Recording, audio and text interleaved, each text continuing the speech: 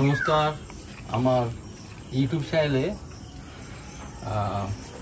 যে ভিডিওটা আজকে দেবো সেটা হচ্ছে করবীর কাটিং কেমন করে হয়। আমার বাগানে মাদার গাছ আছে করবীর। তো মাদার গাছটা কীভাবে তৈরি হয় একটু বলে দিই। মোটামুটি 1 বছর আগে যদি মাদার ছোট চারা বসানো হয় করবীর, তো সেটা 1 বছর মানে 12 মাস পর সেটা মোটামুটি হাইট 4 ফুট 5 ফুট হাইট হয়ে যায়। একটু হাইট হলেই করবীটা ভালো খেলে ফুল আসে।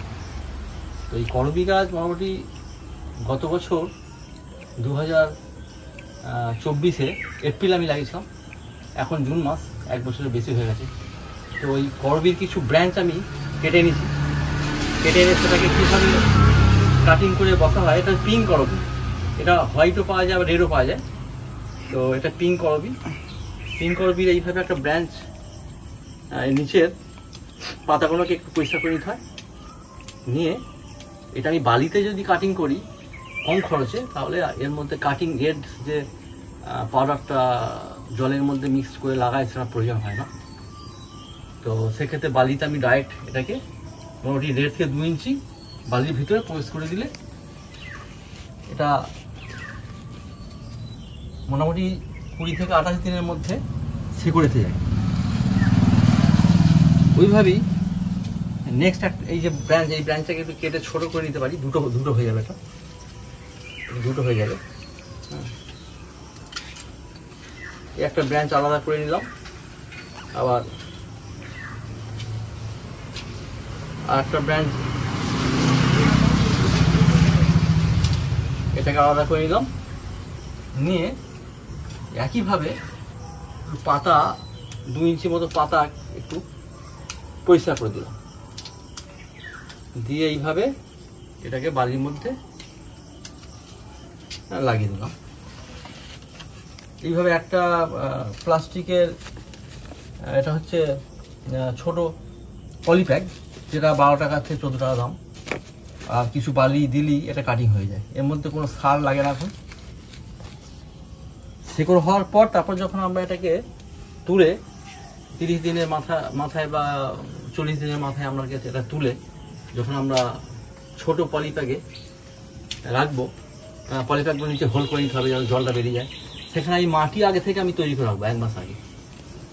সেই মাটি কীভাবে তৈরি করবো না, গোবর আর মাটির মিক্সিংয়ে খুব ভালো কাজ হয়। যেখানে গোবর পাওয়া যায় না সেখানে সর্ষে খোল, ডাস্ট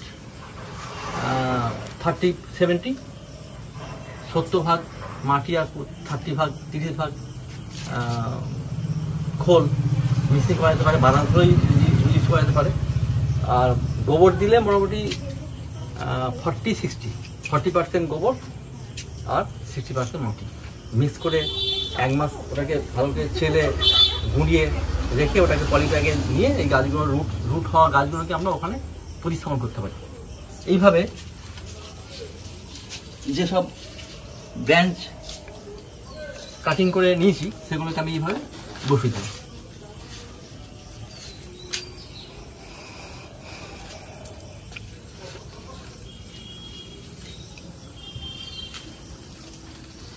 বালিতে বসানোর পর জল 1 দিন পর পর যদি বৃষ্টি হয় তো অসুবিধা নেই, তা না হলে ওই ঝাল দিতে জল রেখে খালি স্নান করে দিতে হবে। খুব বেশি জলের প্রয়োজন হয় না, যাতে গাছটা শুকিয়ে না যায়। গাছটা সতেজ থাকলে তাড়াতাড়ি রুট চলে আসবে। আর এটা যখন রুট হয়ে যাবে, যখন আমরা পলিপ্যাকে রাখবো, সেক্ষেত্রে আপনি অল্প যে গাছটা পলিপ্যাকে রাখতে পারি কমার্শিয়াল পারপাস ব্যবহার করার জন্য, আর যদি নিজের বাড়ির আশপাশে জমি ফাঁকা থাকে মাটিতেও দিতে পারি। মাটিতে দেওয়ার পর এই গাছটা একটু হাইট হলে ফুল আসে। প্রথমে অনেকের মনে একটু প্রবলেম হয়ে যায়, মনের মধ্যে একটা অবিশ্বাসের ব্যাপার হয়ে যায় যে গাছটা করলাম কিন্তু ফুল আসছে না কেন। এই গাছটা মোটামুটি একটু হাইট 3 ফুট 4 ফুট হাইট লম্বা হয়ে গেলে ফুল আসা শুরু হয়। আর সেক্ষেত্রে তখন কিছু শিংকুচি বা বন্ডাস 10% মাটির মধ্যে 90% মাটি, 10% 20% দুটো মিলে মিক্সিং করে দিলে এর মজবুতি আরও ভালো হয়। আর কেমিক্যাল দেওয়ার প্রয়োজন নেই, আর একটু খোল টোল দিলি এই গাছে ফুল খুব ভালো ফুল হয়, মানে গুচ্ছ ফুল আসে একদম। এই হলো আজকের ভিডিও। যদি আপনাদের ভালো লাগে অবশ্যই সাবস্ক্রাইব করবেন। সাবস্ক্রাইব করলে পরবর্তী ভিডিওগুলো আমার প্রেরণা, আমার আরও ভালো ভিডিও করতে আরও ইচ্ছা হবে, আরও অনেক গাছে কাটিং করতে ইচ্ছা হবে।